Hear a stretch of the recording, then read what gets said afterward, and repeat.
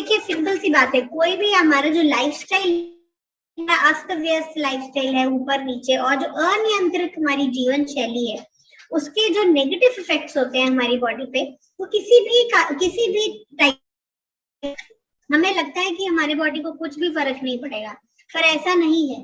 कहीं ना कहीं उन चीजों का एक नकारात्मक जो प्रभाव है वो हमारे नसों के ऊपर, और नसों की जो कमजोरी है, देखिए ये नर्वस सिस्टम का एक डिसऑर्डर है बेसिकली।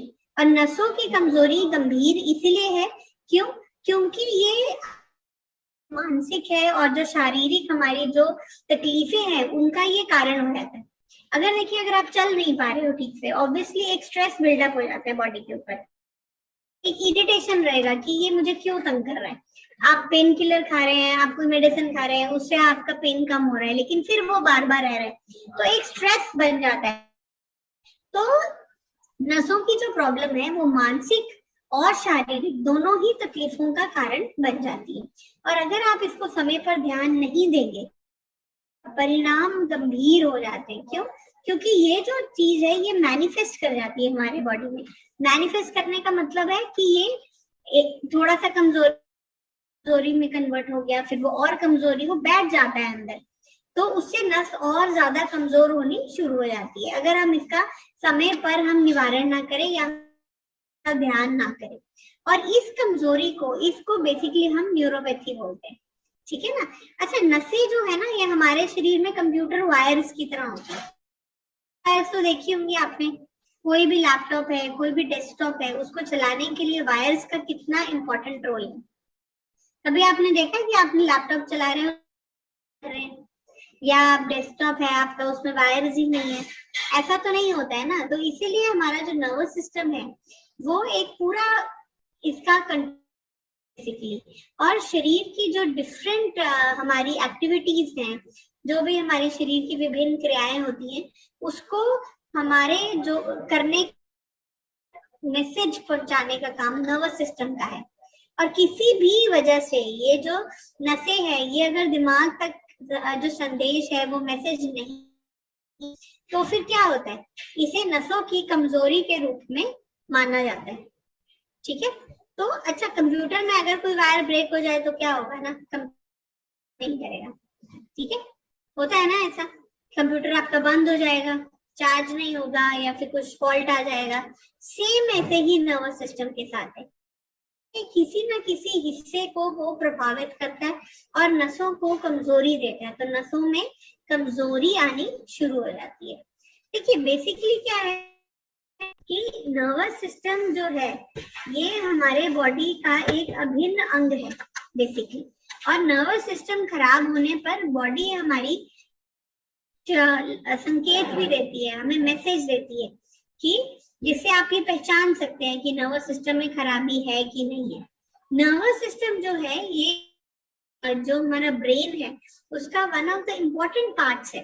क्यों? क्योंकि ये हमारे बॉडी के जो डिफरेंट ऑर्गन्स हैं उनको कंट्रोल करती है। और इस डैमेज है, नर्वस सिस्टम को कोई क्षति पहुंचती है या नर्वस सिस्टम में कोई भी कमजोरी है, तो उससे क्या होगा, तो जो आपको सिम्टम्स नजर आएंगे जैसे पैरालिसिस हो रहा है, एक तरफ का हिस्सा कमजोर हो रहा है, कोई कुछ सामान उठा रहा है तो उसे उठाया नहीं जा रहा है, हाथ का कमजोर होना, पैर का कमजोर होना, इसको कुछ ना कुछ चेंजेस नजर आएंगे पेशेंट के अंदर, और फिर धीरे धीरे गंभीर बीमारियों की संभावना बढ़ जाती है। तो नर्वस सिस्टम आपके भी एक्टिविटी करने के लिए बेसिकली आपको इंस्पिरेशन प्रेरित भी करता है और आपके ब्रेन को भी एक्टिव रखता है।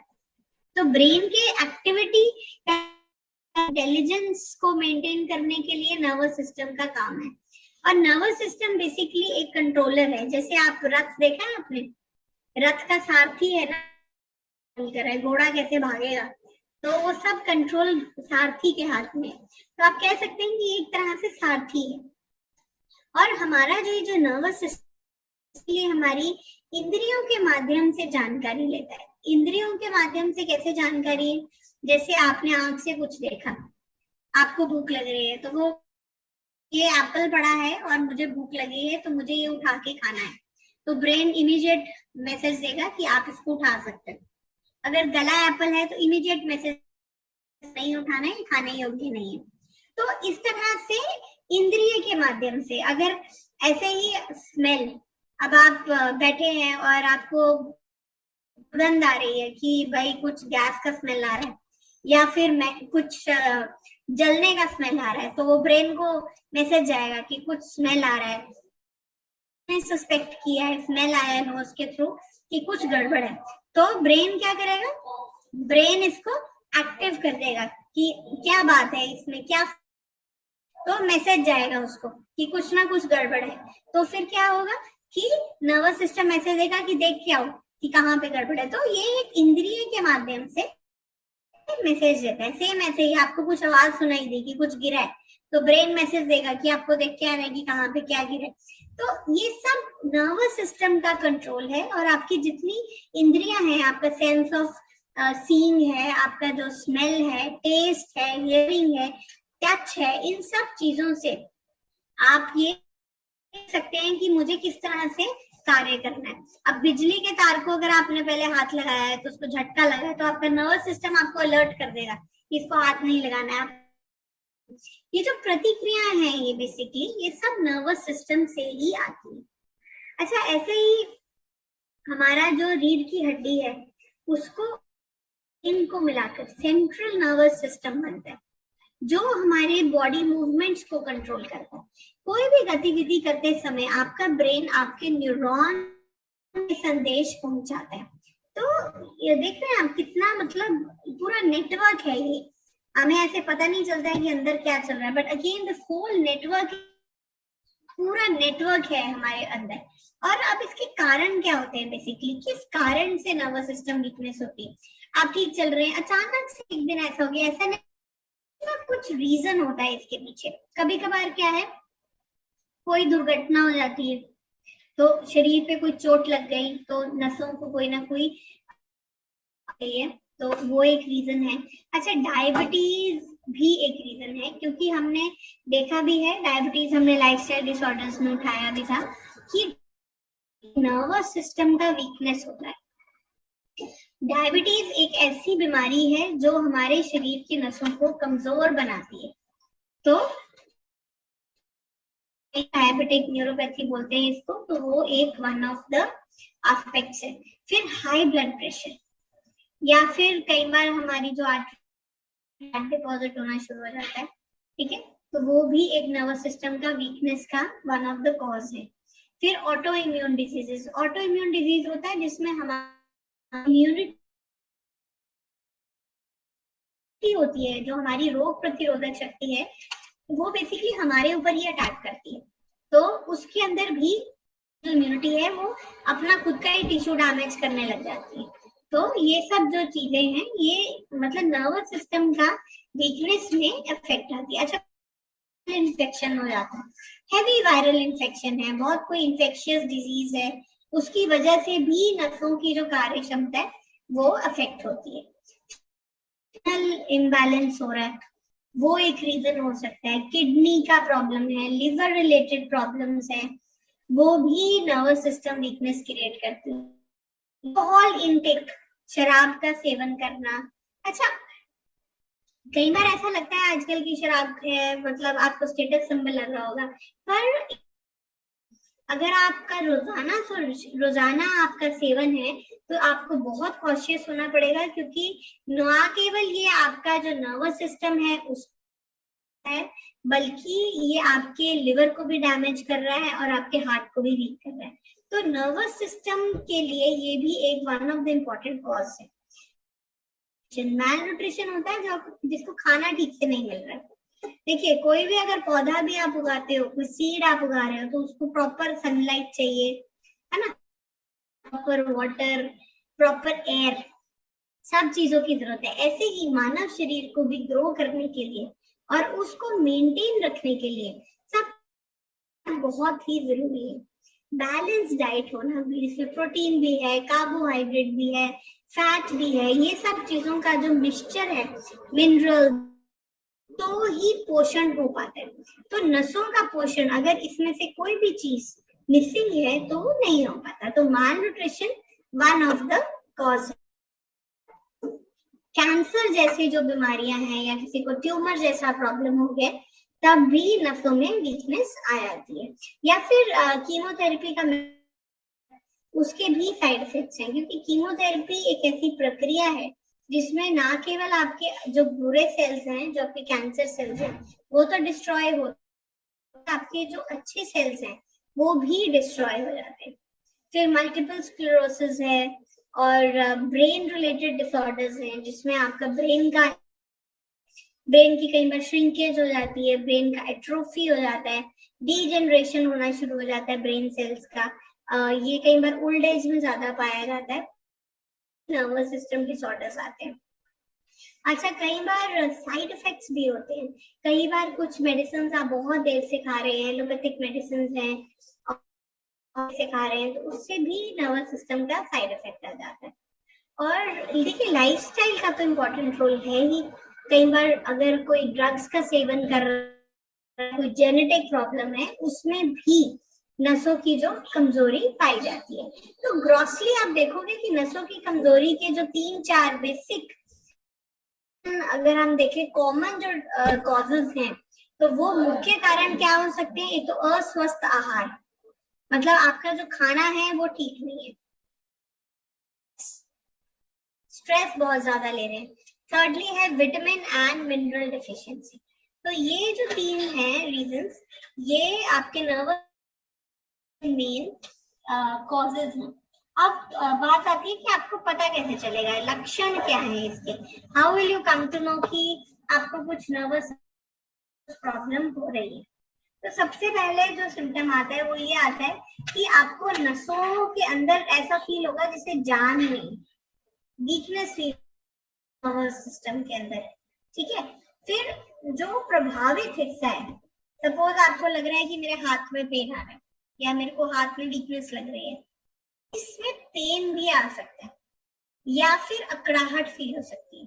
कई बार लोगों को क्या लगता है कि जैसे सुबह उठते हुए ऐसा अकड़ा अकड़ा सा लगता है, तनाव लगना, लोगों को नमनेस भी लगती है, झंझनी सी झुरझुरी सी होती है, तो उनको लगता है जैसे टिंगलिंग सेंसेशन हो रहा है कुछ नर्वस सिस्टम के अंदर, वो भी फील होता है इसके अंदर। बहुत ज्यादा स्वेटिंग होना, अत्यधिक पसीना आना, अत्यधिक गर्मी लगना, ये सब चीजें जो हैं ये इसमें देखी जाती है। और अनकंट्रोल ब्लड प्रेशर रीजन हो सकता है, पेट से संबंधित कोई विकार है या चुभन हो रहा है, स्ट्रेस है, लो इम्यूनिटी है, ये लक्षण है।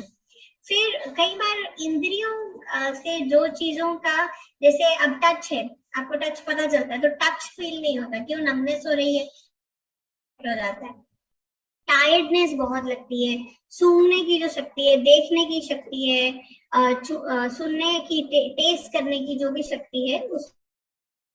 फिर व्यवहार संबंधी समस्या। व्यवहार संबंधी समस्या का क्या मतलब है? इंटरप्रेट नहीं कर पाना। जैसे आप किसी को कोई चीज समझा रहे हैं, वो आपके ऊपर से बोल क्या गया, और बार बार ऐसा होना, ठीक है ना। या फिर कोई बहुत छोटी सी चीज है, आपको एड्रेस नहीं याद रह रहा है, आपको लोगों को देख के आप भूल गए कि इनका नाम।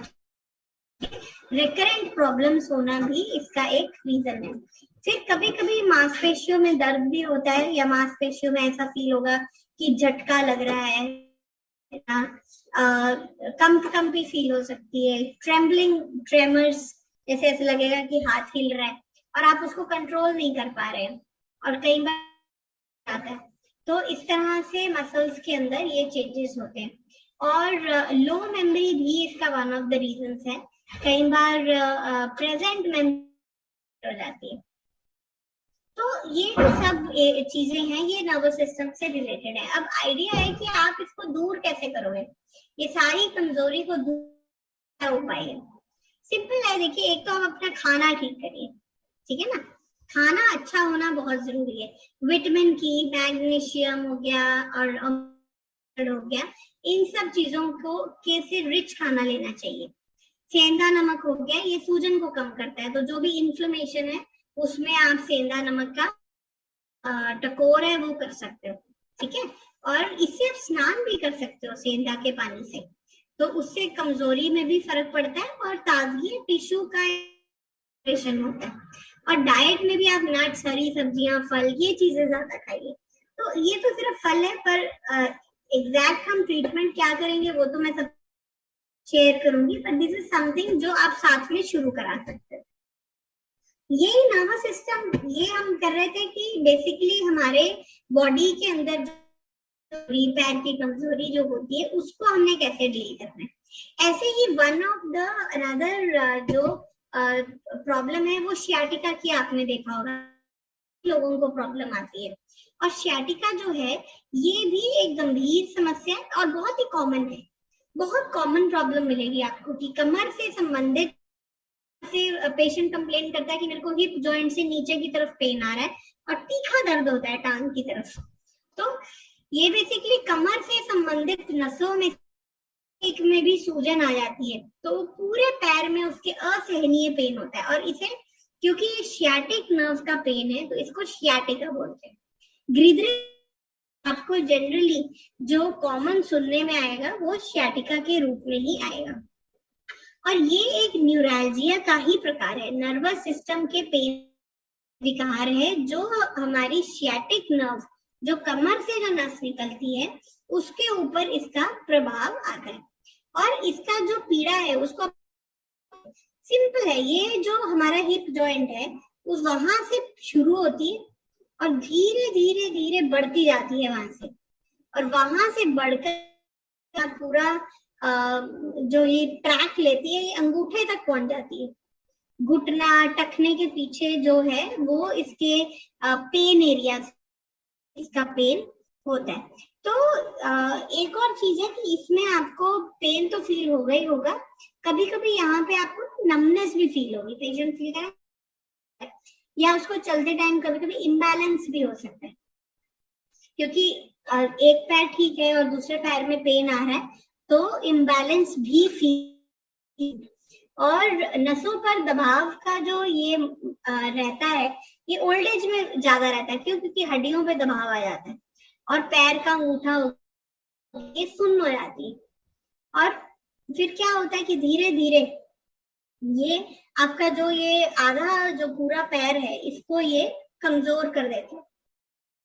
कैसे? नसों पे प्रभाव हो रहा है, इसीलिए। अब इसका बेसिकली कारण क्या है, ये क्यों होता है? मुख्य रिस्क, कभी भी किसी के lower end of the spine, जो हमारा L3, L4, L5, S1 है, वहां पे कुछ भी प्रॉब्लम हो रहा है तो ये L4, L5, S1 के पास निकलती है, तो इसकी इम्पिंजमेंट, ये दबना शुरू हो जाता है वहां से। क्यों? क्योंकि ऊपर का बोन्स का अलाइनमेंट गड़बड़ हो रहा है, बॉडी का पावर वीक हो रहा है, नस कमजोर हो रही है। लोग होते ज्यादा वजन उठा लेते हैं और जो मतलब नहीं उठाना चाहिए, तो एक्स्ट्रा आप जब अपने बॉडी को पुश करते हो तो उस टाइम क्या है, आपका प्रभाव पड़ता है। तो वहां पे जब बोन्स का अलाइनमेंट गड़बड़ हो जाता है तो ये नस दबनी शुरू हो जाती है। अच्छा, लाइफस्टाइल खराब है। और एक और चीज जो बहुत शियाटिका में, वो है कि आपका पोस्चर कैसा है। कई बार आप देखते हैं, आप पोस्चर का ध्यान नहीं रखते, किसी भी तरह उल्टा पुल्टा पैर रख के बैठे हैं लोग, वहां पे भी उल्टा पुल्टा ही बैठे होते हैं। तो आपका पोस्चर ठीक होना बहुत जरूरी है, आपका कमर सीधा होना चाहिए। इवन आप हमारे वेबिनार में भी देखेंगे बहुत लोगों का पोस्चर खराब होता है, कोई टेढ़ा बैठा है कोई। तो ये सब चीजें पोस्चरल है, ये आपको अभी ठीक लग रहा है लेकिन धीरे धीरे ये आपको पता भी नहीं चलेगा कब आपको प्रॉब्लम दे जाएगा। मेंटेन करना बहुत जरूरी है। Whenever you are listening something, या आप कुछ लैपटॉप पे कुछ कर रहे हैं, आपका पोस्चर ठीक होना चाहिए। टीवी देख रहे हैं आप, तो आपका पैरल चाहिए। आप लेट के ऐसे देख रहे हैं तो कहीं ना कहीं आपकी कोई ना कोई नस दब सकती है। तो पोस्चर का इसमें ध्यान रखना बहुत जरूरी है। सो शियाटिका में पोस्चर, ये पूरा जो नस है, ये जैसे अगर किसी ने बहुत ज्यादा सामान उठा लिया तब भी प्रॉब्लम क्रिएट करता है। अच्छा, ये तो शियाटिका हो गया। ऐसे ही जो अनदर सिमिलर जो प्रॉब्लम है वो सर्वाइकल स्पॉन्डिलोसिस की भी आती है। और सर्वाइकल स्पॉन्डिलोसिस का क्या है, ये upper part of the spine में होती है। जो स्थित है, रीढ़ की जो हड्डियां हैं उनको लंबे समय तक एक कड़ापन रहना, स्टिफनेस लगना, आपको नेक और शोल्डर एरिया में स्टिफनेस लगेगा इस एरिया के अंदर, और का दर्द होता है, जकड़न है, पेशेंट ऐसे ऐसे करेगा, यूं कि यहाँ पे मुझे कुछ पेन फील हो रही है। तो ये जो स्थिति है, ये सर्वाइकल स्पॉन्डिलाइसिस की स्थिति। और ये जो दर्द है, ये धीरे धीरे कहाँ जाएगा, कंधे से आगे बाहों तक और हाथों तक बढ़ जाता है। और कई बार क्या है, पेशेंट को हाथों के अंदर हो जाता है, हाथ की उंगलियां सुन्न होनी शुरू हो जाती है और हाथ बाइसेप्स तक आकर फिर धीरे धीरे पूरे हाथ में फैल जाता है। अच्छा, इसके साथ कभी कभार पेशेंट को सिर में भी दर्द फील हो सकता है, आंखों में भी ऐसा लगेगा जैसे सूटकेस रखा होता है, इस तरह से हैवी लगती है आंखें। और ऐसा कई बार होता है कि चक्कर भी आता है इसके साथ। चीजें हैं ये सर्वाइकल। और सर्वाइकल स्पॉन्डिलाइसिस का जो मेन प्रॉब्लम है वो कहाँ से आता है बेसिकली, कि इसे बढ़ रहा है, आप बहुत ज्यादा झुक के ऐसे काम कर रहे हैं, लैपटॉप पे काम कर रहे हैं और आपका जो गर्दन है इसका पोस्चर ठीक नहीं है। तो थोड़ा सा एक्सरसाइज करिए और थोड़ा पोस्चर में, ये जो सर्वाइकल का प्रॉब्लम है ये आपके रॉन्ग पोस्चर से ही शुरू होती है। रॉन्ग पोस्चर के बाद जैसे जैसे ये जो आपका इनको पोषण नहीं मिल में कड़ापन आना शुरू हो जाता है, कड़ापन आएगा तो फिर ये पेन की तरफ बढ़ना शुरू हो जाता है। तो स्टिफनेस फील करोगे आप, अकड़ाहट फील करोगे, फिर पेन आना शुरू हो जाएगा। ये जो पेन है ये धीरे धीरे आपका इस सारे एरिया को कवर करके आगे आपके बाजू तक आ जाएगा, फिर बाजू से आगे आपके हाथ से उंगलियों के अंदर ये पेन आना शुरू हो जाता है। और ये सारा जो पेन है ये काफी ज्यादा मतलब पेनफुल होता है, ये पेन बहुत। इस चीज को देखने की जरूरत है। तो आपका ये जो काम करना, अच्छा यूरिक एसिड के ऊपर हम जब बात कर रहे हैं तो यूरिक एसिड देखिए का जो, जैसे प्रोटीन बहुत ज्यादा पेशेंट खा रहा है, लेवल बढ़ जाता है। तो ऐसे ही क्यों, क्योंकि जो प्रोटीन है वो हमारी किडनी फिल्टर करने की अगर उसकी क्षमता कम हो गई है तो यूरिया जो है यूरिक एसिड में चेंज हो जाता है। और ये यूरिक एसिड जो है वो जाके हड्डियों के बीच में जम जाता है। और यूरिक एसिड का क्या है कि ये हमारे शरीर के जितने उन चीजों में बनता है जो हम बेसिकली खाते हैं। तो यूरिक एसिड का ज्यादातर जो हिस्सा है वो किडनी के थ्रू फिल्टर हो जाता है, लेकिन बहुत ज्यादा बन रहा है तो क्या होता है, किडनी फिल्टर नहीं कर पाती है। लेकिन छलनी में उतना ही सामान फिल्टर होगा ना जितनी उसकी क्षमता होगी। अगर आपकी छोटी छलनी है जो नॉर्मल बॉडी में है और उसमें आपने बहुत कुछ डाल दिया, वो अच्छे से नहीं छनेगा, इजंट इट? तो ऐसे ही है कि यूरिक एसिड बहुत ज्यादा हो रहा है बॉडी में, फायर नहीं है, मतलब प्रोटीन बहुत ज्यादा अंदर जा रहा है जितना बॉडी को जरूरत नहीं है, तो वो यूरिक एसिड के रूप में ओवरफ्लो हो जाएगा। फिर क्यों, क्योंकि किडनी, तो वो ओवरफ्लो कैसे होगा, वो जाके जमना शुरू हो जाता है। Getting my point? अच्छा, तो फिर क्या है, अब यूरिक एसिड आपका ज्यादा बन रहा है तो क्या होगा, किडनी फिल्टर नहीं कर रही होगा तो आपके ब्लड के अंदर यूरिक एसिड का लेवल बढ़ जाएगा और फिर ये सारा जाके आपकी जो भी बोन्स है उसमें डिपॉजिट हो जाता है। अब इससे कि मुझे कुछ यूरिक एसिड का प्रॉब्लम हो रहा है, क्यों, शुरुआत में क्या है, बहुत अर्ली शुरुआत है ना, उसमें आपको कुछ भी पता नहीं चलता है यूरिक एसिड। लेकिन धीरे धीरे क्या होगा, पेन आना शुरू हो जाएगा, उठने बैठने में दिक्कत हो जाएगी, उंगलियों में सूजन आ जाएगी, गांठ जैसा फील हो, डिपॉजिट हो जाते हैं। तो चुभने वाला दर्द होता है, पैरों और हाथों की उंगलियों के अंदर चुभन जैसा दर्द, और वो भी बहुत पेनफुल होता है, इससे भी बहुत टायर्डनेस होती है। तो यूरिक एसिड का इस चीज को आपको ध्यान रखना है। तो स्पाइन में, नी में, हिप में, हैंड में, फीट में, कहीं पे भी यूरिक एसिड है। और कारण इसका वही है, सेम, क्या, खान पान, आप खाना कैसा खा रहे हो, प्रोटीन्स बहुत ज्यादा तो नहीं ले रहे हो, नॉन वेजिटेरियन फूड बहुत ज्यादा तो नहीं है, कैसा है। फिर अगेन डायबिटीज के जो मरीज हैं उनके शरीर के अंदर यूरिक एसिड बढ़ने का इसीलिए संभावना है क्योंकि जो मेडिसिन भी वो खाते हैं, एसिड उन दवाइयों से बढ़ता है कई बार, तो इसलिए उनको बहुत संभावना रहती है कि इस तरह का बढ़ने की। फिर कुछ लोग रेड मीट फूड बहुत खा रहे हैं, दाल, राजमा, मशरूम्स, गोभी, टमाटर, मटर, पनीर, अरबी, ये सब चीजों से यूरिक एसिड बढ़ता है। में जब प्रोटीन लेवल बहुत बढ़ जाता है तब भी गड़बड़ होती है। अच्छा, कुछ लोग बहुत फास्ट रखते हैं, उन लोगों में भी यूरिक एसिड का थोड़ा सा गड़बड़ पाया जाता है। क्यों? क्योंकि मेटाबॉलिज्म उतना बॉडी ले नहीं पाता है जितना उसको चाहिए, एब्जॉर्प्शन गड़बड़ हो जाती है, तो कहीं पे भी डिपॉजिट होता है। फिर अगेन पेन किलर्स हैं, कैंसर मेडिकेशन है, जेनेटिक रीजंस है, स्ट्रेस है, ये सब चीजें, किडनी के डिसऑर्डर्स हैं, उनसे भी ये बढ़ जाते हैं। ठीक है ना? तो बेसिकली इसका कंट्रास्ट जो है कि इसमें आपके जॉइंट्स और आपका मसल अफेक्ट हो रहा है, और उसमें बेसिकली आपका जो हमने सियाटिका लिया, सर्वाइकल लिया, वीकनेस, नर्वस सिस्टम वीकनेस ली है, उसमें क्या होता है बेसिकली आपका नर्वस सिस्टम, नर्व्स इन्वॉल्वमेंट है। अब नर्वस सिस्टम की जो भी प्रॉब्लम है उसके लिए क्या आप दोगे? न्यूरोशक्ति मॉल्ट या फिर न्यूरोशक्ति सिरप। ठीक है ना? और दोनों का कॉम्बिनेशन बहुत काम करता है। क्यों?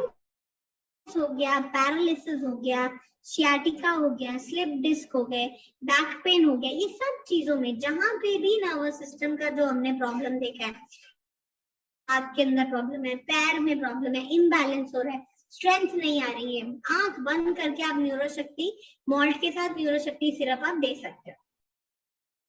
भोजन करने के आधे घंटे के बाद दीजिए, ठीक है ना? और न्यूरोशक्ति मॉल्ट देके फिर उसके 20 मिनट के बाद 2 भरे चम्मच आप न्यूरोशक्ति सिरप आप, और किसी भी तरह का पैरालिसिस हो उसमें ये हेल्प करता है। ठीक है ना? और सियाटिका हो गया, सर्वाइकल स्पॉन्डिलाइसिस हो गया, उसको आप उस चीज के अंदर आप दे सकते हैं। यूरिक एसिड का कुछ प्रॉब्लम है, गाउट का प्रॉब्लम है, तो यहाँ पे आपको यूरिक एसिड कैप्सूल्स लगाने हैं, तो वो यहाँ काम करेगा। हाँ, अगर किसी पेशेंट का यूरिक एसिड भी को नर्वस सिस्टम का भी प्रॉब्लम है, तो आप इसका कॉम्बिनेशन बना के दे सकते हैं कि उसको न्यूरोशक्ति मॉल्ट दे दिया और उसके आधे घंटे के बाद न्यूरोशक्ति सिरप, फिर साथ में यूरिक एसिड कैप्सूल्स का कॉम्बिनेशन लगा दीजिए। तो इस तरह से अगर आप थोड़ा सा स्मार्टली अगर आप इसको देखोगे तो ये बहुत